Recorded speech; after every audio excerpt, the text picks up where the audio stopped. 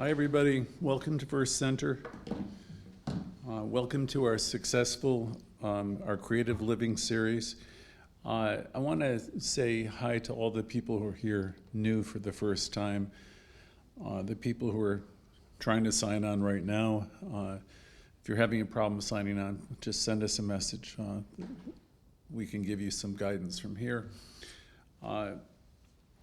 So this is First Center of Religious Science. We teach self-esteem groups here every Thursday night at 7 p.m. based upon the book You Can Heal Your Life. If you've not heard of Louise, hey, Google her, because her book You Can Heal Your Life has circled the globe in 28 languages and probably sold over 60, 70 million copies. And that book can help anybody quite a bit. We also have a Sunday lesson every Sunday morning, 10:45, which really can help you also. All of our activities at the center are what we call spirit groups. Wednesday night, tonight, is another group, a spirit group, which we call our Creative Living series. In the fall, we hired Solomon to help bring us through the 12 steps, 12 steps for everybody. Because if anybody knows anything about the 12-step programs, they're based upon spiritual principles that can be of great value to anyone. So we were happy to host that series and make it understandable for anyone and everyone. In the coming months, we have a curriculum now of 12 different, maybe even 16 different themes, and we are going to have a variety of people that will help me present them. Originally, I got this idea from a very successful series that was done elsewhere, where the minister of the church interacted with various professionals to bring on some of the best thinking on subjects. So it's our intention to provide something interesting for you every week on Wednesday night as well. Any of these programs would really be great to tune in for. We don't charge for anything here. Everything we do is on a love offering basis, so you can invite your friends to come. Also, just about all that we do is on Facebook and YouTube, so you can view it later. It's really helpful and good if you can join us on Zoom, because then there's a chance for people to hear you if you feel like sharing, and I think people get an awful lot out of that. So I encourage you to join our gathering on Zoom whenever you can. I mean, they like what we present, but they really like hearing from each of you as well. Lastly, Jimmy mentioned membership. We have an annual membership here because we have thousands of people who sign on each year, and we really need to have a handful of people at least who are members. The suggested love offering is $50, but if you have a challenge with the $50, you can check the box requesting a scholarship, and the $50 love offering can be waived also. So there's no reason, if you want to join, just contact Jimmy or go to the website and please join. We'd love to have you as a member. Also with membership, you have access to a counseling session or two with me or one of our practitioners. So this evening, I just wanted to briefly go back to say, last fall we went through the 12-step introduction, and I hope those of you who listened found it helpful. The 12-step programs have been hugely helpful in so many people's lives, very helpful to me. They can be integrated in helping people dealing with just about every subject, from weight to anger, anxiety, addictions, substances, just about anything. I mean, I could list probably 15 12-step programs, but it's not so much the program, it's just the principles behind them. And we will continue to work with some of those themes going forward. Some practical things that were covered during this last spiritual group were the importance of admitting to yourself, if you have an issue that's going on, in the first step, it's about being honest with yourself. At the center, we're really good at helping people move past certain problems. We really are. We're good at that.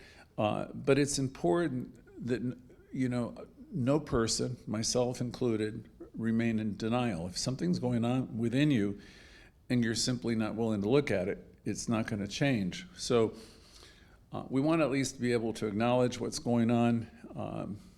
And then, if you're having a challenge in a particular area, please reach out for support. You can call us here, or call a friend, or call a professional.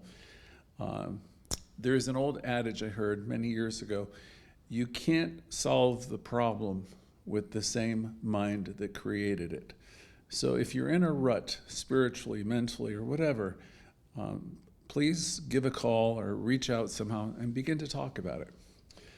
Then we can give you all kinds of suggestions how to neutralize and replace it with something else, something more positive and life-giving. But we don't try to gloss over facts. We want to walk through them and deal with them. I had a friend years ago who, it was probably 25 years ago, his name was Alan, and he said, "I'm not like you guys." He says, "I don't want to feel and I don't want to deal with the problem." And here's the thing about that. If you don't deal with it and you don't, he didn't want to feel or deal. Well, in his case, he wound up, ending his life in his early 30s. And it was a tragedy. So we're never advocating, glossing over everything and saying all is well. We do say all is well often. But if there's something there that needs to be addressed, we encourage you to address it, to reach out to ourselves and to our others. Our phone is always on. You can put a call in, and Jimmy will put you in touch with me or one of the others. And if you need help immediately, really you're encouraged to call an emergency number. We teach healing here. There's power for good in the universe, and you can use it. You can use it to heal just about anything. But there's a process involved in healing. The process involves, you building your consciousness and developing a healthy and healing consciousness. And for those subjects, we're really helpful. We can help you heal your life. If you tune in on Thursdays and you tap into the Louise material and you learn about affirmative prayer, there's really nothing that you can't improve. But, we all begin where we are. So here you are tonight with us, and we're so happy you're with us. I like to think, there's no coincidence when people are on calls like this. So however you have been led to this center, it's the right time and right place, In the past session that we facilitated, we learned the benefits of finding supportive community, of like-minded people who understand what it's like to face challenges and who can offer empathy. Solomon went over that in detail. This is a good place, Wednesday night, Thursday night, and you might find a support group of people in your own communities. It's important also to develop the relationship with a source. This is what people reviewed in the fall. And this source is called a higher power. Nobody here is ever going to tell you who to believe in. We are a church, but we do not tell you who to pray to. All we'll ever tell you at this particular spiritual center is there is a power and there's a presence. And that power and that presence is in you and it operates through you. And we encourage you to connect with it, whatever you call it, the God of your understanding, not our understanding. We don't teach people who to pray to at all. We simply will remind you that you are part of divine stuff and you have whatever it is that you're looking for. You are already a part of it. So we always are hoping you will inquire within, go within, and realize that you have power. At this particular church center, we suggest that there's one power and that it's in everyone that lives, in every country, every place on the earth. But most importantly, for us to realize that you yourself have direct access to it.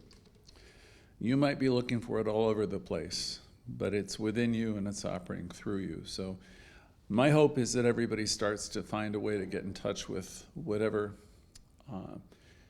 their higher power is, because it's valid. It's there within you.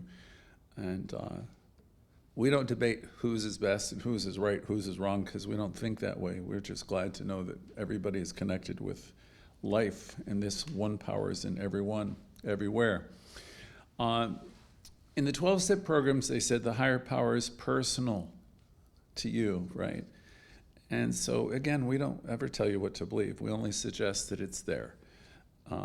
And you can learn to communicate with it. You can meditate, you can journal, you can slow down, you can go in nature, you can do 1,000 things to put yourself in touch with it. And the 12-step programs encourage you to get in touch and cultivate this. And we do too. And mostly from that, we will only add that you can learn to rely on it. So I remember I got into recovery 42 years ago, and I heard everybody talk about every kind of higher power that you can imagine. But I always remember the emphasis in those meetings was, they said, as you understand it. So it's a higher power as you understand it. So this is probably the one church you'll ever go to that we're not going to tell you what to believe in. We're just going to say the power is. And we would suggest you try to acquaint yourself with it, whatever it means to you.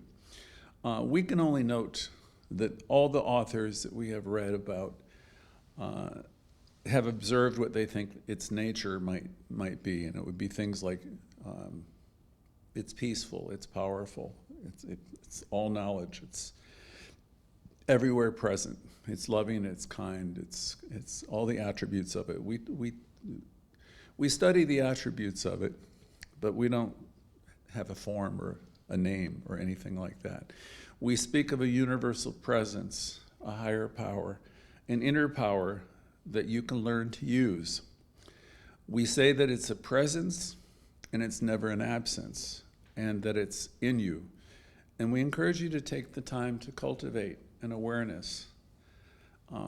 Because if you start to have a sense that you have this power available to you, you're going to feel less lonely, you're going to begin to feel more empowered. And as you start to understand that it responds to your thinking and your thoughts, your whole world will begin to change. We next reviewed in the 12-step presentation last fall the importance of self-honesty and self-reflection, and understanding that our thoughts and our feelings and our behaviors, right, especially our thoughts and feelings, they create, our experience. We implored you at some point to get honest with yourself, and you might remember the song about not lying to the person in the mirror. So that part of what we did in the fall was, having a daily inventory with yourself and getting honest with what you're thinking and talking about. And if you make a mistake, have the willingness to at least acknowledge it to yourself, right? Otherwise, you're in denial. And better yet, if you come to the awareness that you've done something or said something, that's hurtful to another, that you make a decision within your own mind to make it right.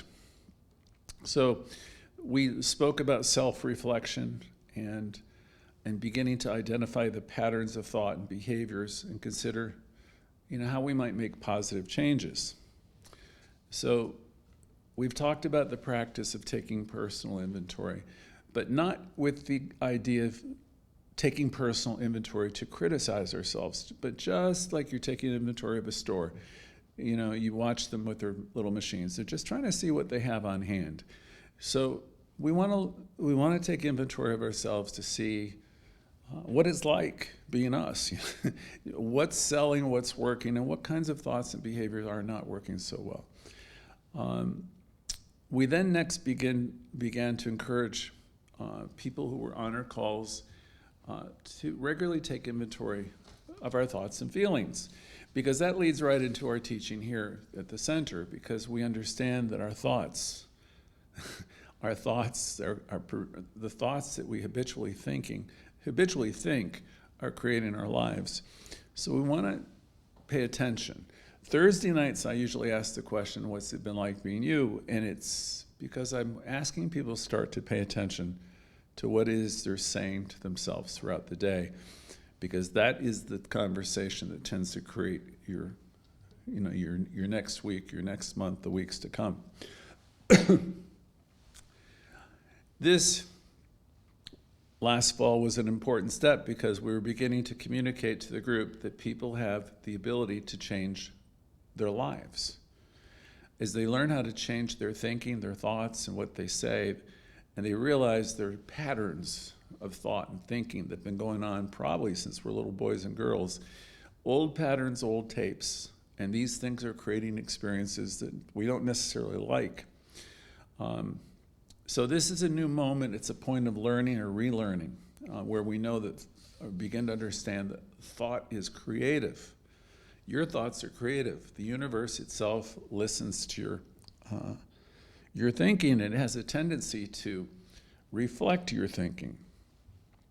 There was a movie that was around probably 10 or 15 years ago called The Secret, and there was a big picture of a genie in the sky, and the genie in the movie only said one thing: your wish is my command.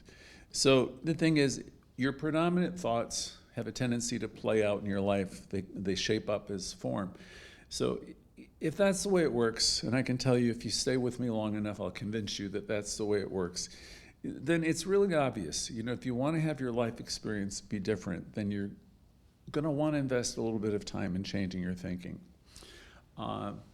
Going forward in our creative living class and series, we're going to build on these principles that we already introduced most everyone to last fall. Principles that will deal with mindfulness, meditation, and many other practices that will promote personal growth and well-being. I've got a list of subjects we intend to cover. It will be myself, it will be Jimmy, it will be other people. There'll be a lot of people facilitating these groups along with me, and you're welcome to join in as well. Small list, we're going to be focusing on self-discovery and exploration. We are going to be focusing on mindfulness and creativity, developing resilience and empowerment, coming from a more authentic place, an empowered place, of coming from a place of doing things you want to do and that have meaning to you. We're going to talk more about developing an inner sense of connection with our source and being in community. We're going to be talking about self-care and well-being. We're going to be spending some time on learning how to be a little bit more playful and less serious. We will also talk about dealing with adversity and developing perseverance, having some courage and bravery, also having some empathy and compassion. We will be working with forgiveness and healing. We'll always be dealing with the subject of overcoming fear and anxiety. And then we're going to focus here in Thursday on self-acceptance and self-love. We will talk about transformation and how to do it. We'll learn how to go from living a life full of scarcity to a life of abundance. We will talk about overcoming financial anxiety and having trust that we are supplied and supported. We will do some goal setting on our finances. We will start talking about managing our finances. We will talk about how to become a successful person. And then there will be a whole segment on self-care and confidence through fitness, nourishing your body with better foods, and moving from stress to serenity, and so much more. So these are some of the topics ahead. The curriculum's, I don't know, I won't say it's entirely built out, but we're well on our way. So stay tuned. We're working with at least 4 experts on these subjects, and you can expect Jimmy to be helping quite a bit. And so that's where we've been, that's what we've done. This evening is called The Art of Happiness. This is a relatively easy one for me to facilitate. And it's the art of happiness and how to develop it and why it can make a difference. I thought I knew a lot about this subject, but I found there were some things that I needed to remind myself of. There will be ideas and thoughts that you may have that may help the gathering too. So we always have an opportunity for people to share. Unhappiness, let's first agree. Happiness is a feeling that we have of contentment, of joy, of well-being. It's mirth even. Happiness can come from internal feelings. You just start giggling, you're aware of something, a chuckle, you're just happy. Or it can come from external things. You might get a positive message from somebody, or be having a positive experience. It might come from your relationships. It might just come from your thoughts. It might come from engaging in activities that you enjoy. Another thing, small acts of kindness where you're expressing gratitude and where you're mindful can contribute to our overall sense of happiness. We suggest always to focus on the present moment that you're in.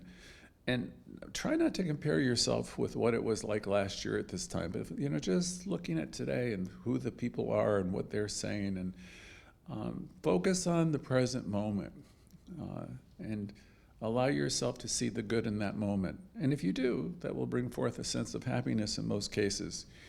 A suggestion for this class is to engage somehow every day in a little bit of physical activity. It's good for your body. It does things to your brain chemistry. Spend a little bit of time in nature to practice some self-care. If you do, it will most always improve our happiness levels. Somebody recently told me I should walk more just to get out because I tend to be in this building all the time. And it's true. If you just put yourself in motion, you will observe things, you will see things, and you will physically feel better. And you find yourself probably being a little bit happier each day. There's loads of ways to engage this process. The suggestion here is get out in nature, even if it's to take a walk for 15 minutes. That's very simple, right? And it can make a difference very quickly if you do it over a period of a few days or a few weeks. People say happiness is a skill that can be developed and cultivated through just a tiny bit of effort. But you gotta have to make a tiny bit of effort. A suggestion here is learn to cultivate a few positive relationships with others. This has been a huge problem since COVID. I've talked to too many people who've told me the same thing. They've kind of withdrawn in a lot of instances, and that may not be you, but please know that there's a lot of people who have withdrawn. They have slowed down. They might say they've done inner work, they've done quiet work, and and any of these things are good. But the fact is, if you've withdrawn to a point where you don't have much interaction with people, face to face, and then there's even people who they don't have it over the phone either. So the suggestion here is not necessarily to go out and create 3 or 4 new best friends. Create an instant lifelong friend. I have friends who are older, I have friends who have passed away. But the suggestion here is to find 1 or 2 people, maybe 3, that you can pick up the phone with and speak to for a few moments every week or every couple weeks, and begin to develop and cultivate some relationships where you actually interact with people. It might seem strange for you because a lot of the world they don't speak to one another anymore. I can look at my communication style now, and there's mostly text messages, and there's fewer and fewer conversations. And you might think that's nothing, but it is something. So here's a suggestion for happiness is pick 2 or 3 people, you know who they are, that you maybe want to reconnect with, or people you want to get to know, and begin to develop a conversation with them. It will be very, very healthy for you. You probably will be helping them, and it's most likely going to make you happier. The commentary was a lot of people have withdrawn quite a bit more than they realize over the past few years, and it would be great if we could reverse that, and it will improve your overall sense of happiness and perhaps your mental health. I want to next move into happiness and spirituality. Ernest Holmes, the founder of our teaching and the author of The Science of Mind, wrote extensively about happiness and its relationship to spiritual well-being. He said happiness is really a state of mind, and it depends upon the you realizing some desire. When your desire is satisfied, he thought, you're going to have a reaction of happiness. So this is true for all of us, people who are developing self-awareness. See, if you're practicing this teaching, you're beginning to understand that there's good or there's God in everything. And that fills you up with the awareness that you're living in a spiritual world, and it responds to you. So people are realizing that they are connected, and they're connected to everyone. That's if you're practicing the teaching. They're becoming aware that they are connected to their brothers and their sisters, and when they see people, they don't see them as other. They see them, okay, it's like namaste. This person is an aspect of God. I'm an aspect of God. So this is a person who's done some work on themselves. Not everybody's at that place yet. Ernest Holmes was saying his desires are always spiritual, and the realization of that brings him happiness, and it's not dependent upon anything else. In other words, Ernest Holmes said or believed that happiness is a mental and emotional state, and he was emphasizing that true happiness comes from pursuing spiritual desires rather than material ones. So he's operating on a different level of awareness. He's realizing that he wants to be a lifter, he wants to help people, he wants to be engaged in lifting people up, and he gets happiness wherever he can be useful and helpful. Not everybody is quite at that place yet. He wanted to live in connection with himself, with God, and have a sense of seeing this God and good in every other person. So that's certainly a lofty goal. But we start wherever we are, right? Louise Hay, who is the founder of the Hay House and wrote the book, You Can Heal Your Life, wrote extensively about happiness also. And she wrote about its relationship to self-acceptance and self-love. Louise said happiness is always going to be an inside job, and that we are responsible for our own happiness. And she said, you can't wait for another person to make you happy. So the question I throw out to the group today is, when you find yourself down in the dumps, when you find yourself not feeling really great, what is it you do, or what can you do to turn that around? What can you do to make yourself happy? What tools do you have in your toolbox? Because if you're staying miserable all day and all night, or for a day or a week or longer, which many people do, that only tells me that you haven't yet learned how to use any of these tools. The 12-step programs, Bill Wilson wrote, misery is optional. Now, I've heard that for 42 years, and I believe it's true. Ernest Holmes said suffering is not God ordained. So these two men writing about the same time, misery is optional, and suffering is not God ordained. So if that's true, then why are we so miserable? And why is there so much suffering? So I think it speaks to the idea that we're attached to things working out a certain way, and we keep ourselves miserable. And I believe all of these folks I'm mentioning would have us learn to let go of our attachments, let go of people, places, and things, and let go of our wanting. See, if I'm always wanting something, I'm not getting what I want, then I'm going to be disappointed. And I think if you attempt to live your life from a different vantage point, a spiritual vantage point, where you're going to let go. And, from the 12-step programs, you're going to let go and let God. In other words, you're going to open up the channels within you so you can receive more good, or you can be aware of the good that's here if you get yourself out of the way. So we're here to be lifters. We're here to lift other people up, to extend kindness, and see the good in other people, and get ourselves out of the way. If you get back to Louise Hay on the subject of happiness, she believed that happiness is not something that can be obtained from the outside. You might think you get happy when you get a new car. I had lots of new cars. I was happy for a short time. I got lots of new things. I was happy for a short time. But it was for a short time. Louise believed that happiness is not something that can be obtained from these types of things. from other people or any kind of material possession. Instead, happiness comes from within you, and it's our responsibility, she thought, to cultivate a positive and loving relationship with ourselves. Then we can begin to extend it. See, if I really love myself, and I've been working on it for a lot of years, then it gets easy to extend it. It really is. Because when you begin to love yourself, and you begin to forgive yourself, then it means you're not going to punish yourself for everything you've ever done. And you can even have some humor about it. Then you can extend it to other people. You can become a lifter. You can say, hey, great job, wonderful, good. Because you're not all caught up in what's wrong and what's missing. So happiness, Louise thought, came from within, and she thought it's our responsibility to cultivate a positive and loving relationship with ourselves, first of all, so then we can easily extend it to others.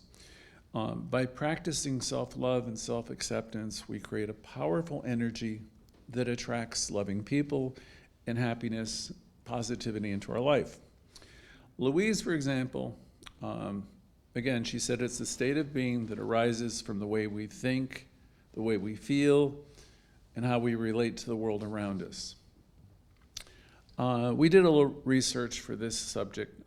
Dr. Michael Beckwith, who many of you have heard of through Agape, teaches that happiness is not just a feeling, but a state of consciousness that we cultivate through our daily affirmations and practices.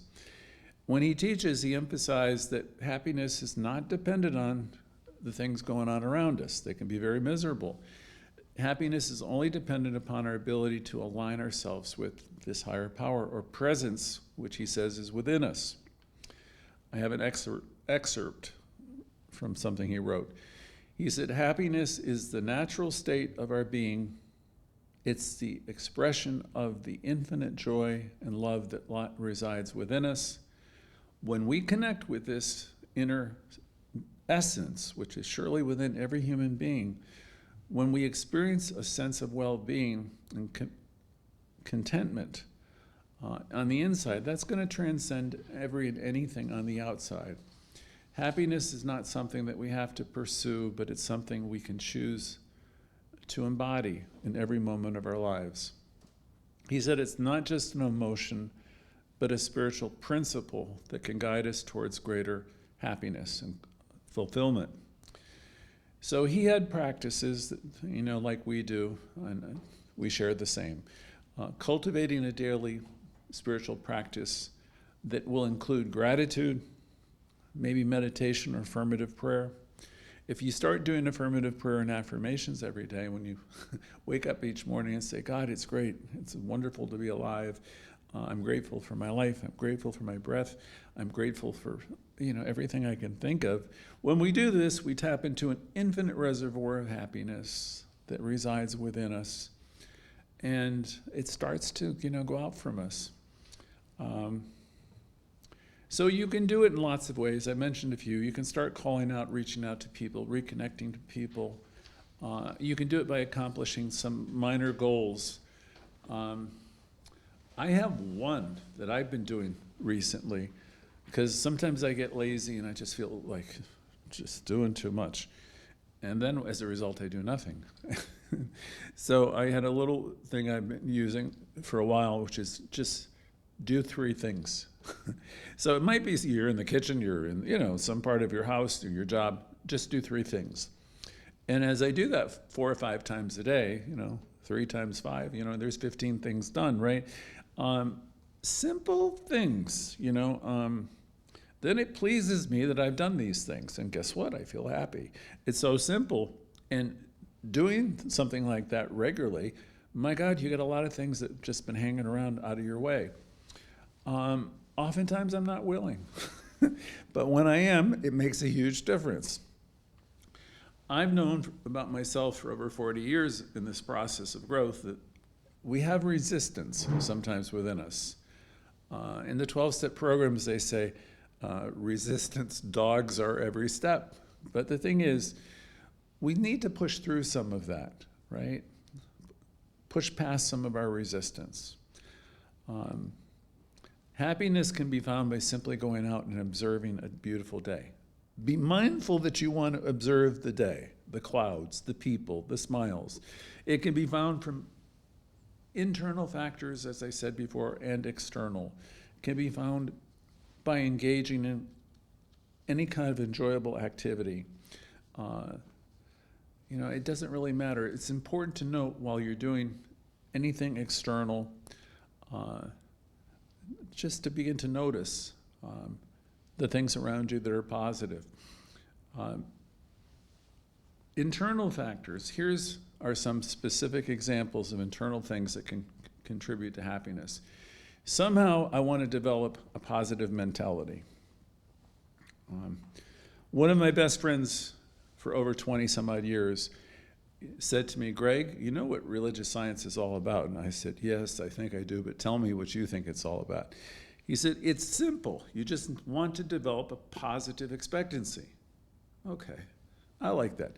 Our job is to develop a positive expectancy in all things. Our job is not to be complainers. Our job is to look to see the good. Having a positive outlook and focusing on the good in life will bring you a lot of happiness, I promise you. There was a teacher who came into my life, I can't remember how many years ago, I will say at least 20. I always say 20 now. It could have been 30, it doesn't matter. Her name was Edwina Gaines.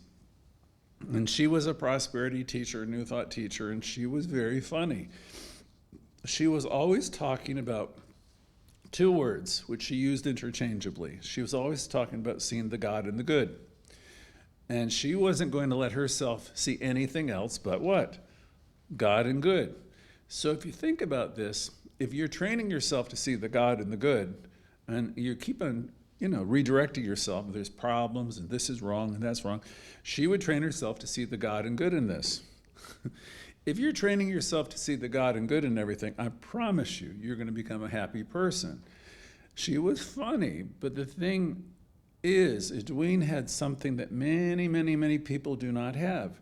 She had tremendous spiritual insight. She was funny as can be, and we would all laugh because she seemed to be like, she'd dressing in cowboy clothes like Dale Evans, and you're all too young to remember who that was, but she was funny, and we'd all laugh behind that shtick of seeing her do her little talk about the God and the good. But she was talking about a profound spiritual fact, that we live in this universe where that's all there really is God and good. So we live in a spiritual world, and she had fun with teaching and with humor. Everything is God in action and good unfolding. See, that's the thing. Everything is God in action and good unfolding. So if you can learn to see the God in the good most of the time, you're going to evolve quickly, and you will undoubtedly be learning how to be much happier. Gratitude itself. Expressing gratitude and being thankful for what we have always improves our sense of happiness. I don't know which teacher taught me this line, and this is probably 20 years ago, probably 30, I can't remember. Gratitude is causative. It's such an important line. If I can cultivate an attitude of gratitude, it shapes everything that follows after it. See, I came out of a 12-step program 1980, 40 years ago, and everybody was talking about our stinking thinking. And I thought I was fairly positive, but the fact is I wasn't. The fact is I was very analytical and I was very critical. And analysis paralysis, if I'm criticizing myself and criticizing others, I'm not coming from a place of gratitude. So the message here is, if you can train yourself to come from that place, and if you can challenge yourself to see what's good, see the God or the good, if you can stop whatever you're saying and thinking and start again by saying, I am grateful for this, I'm grateful for what this person taught me. See, we've all been through tough things, and you could start talking about ain't it awful what you've been through, but if you could turn that around and talk about what you learned, I'm grateful that I learned this, and I'm grateful that I learned that, you're going to change the world with using these words to preface these statements. Please, for your own sake, try not to complain. Try to see the good in life and speak from gratitude about what you have learned and what you're learning. And watch how things will start to change. You'll be happier. Your world will change. So it's important also to have a sense of purpose and a direction in life. And as you meditate and you use your affirmative prayer, you will get clearer and clearer about that. Spirit is within you. It will guide you if you allow it. If you learning to have a positive sense of yourself and your self-esteem is growing, it's going to contribute to your overall happiness also. Being mindful, practicing mindfulness, and being present in the moment can increase feelings of happiness also. I have a few words about boomerangs here. I thought I'd fit them in this evening because some of you have heard about the law of cause and effect, right? In other words, what goes out comes back to you. You all know what a boomerang is, I'm sure. The idea of a boomerang is if you throw it out, what happens to it? It comes back to you. So there's a few quips on this subject that I thought I'd add to the evening for you. On the subject of happiness, they say happiness is like a boomerang. The more you give it away, the more it comes back to you. And then, the key to happiness is not having everything, but in appreciating what you have.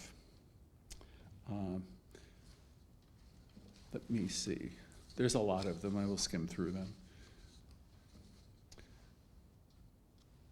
Happiness, again, is like a boomerang. Throw it out and it will come back to you tenfold. The more happiness you spread, the more it will return to you. Again, like a boomerang. Happiness is not a one-time event, it's a recurring cycle. The more you put out, the more it will come back to you. Again, just like a boomerang. So everything's about a boomerang. It's not something you can hold on to either. It's like a boomerang. The more you release it, the more you're grateful and you're thankful, and the more you reach out to help others, it will come back to you. It will return to you. The idea, again, this boomerang effect is related to the law of cause and effect, which is a fundamental principle in New Thought. This law states that every action we take has a corresponding effect. So if you give it out, it's coming back. And the effect of our actions will ultimately come back to us. In the context of happiness, the idea is the more happiness and positivity you can put into the world, the more you're going to experience.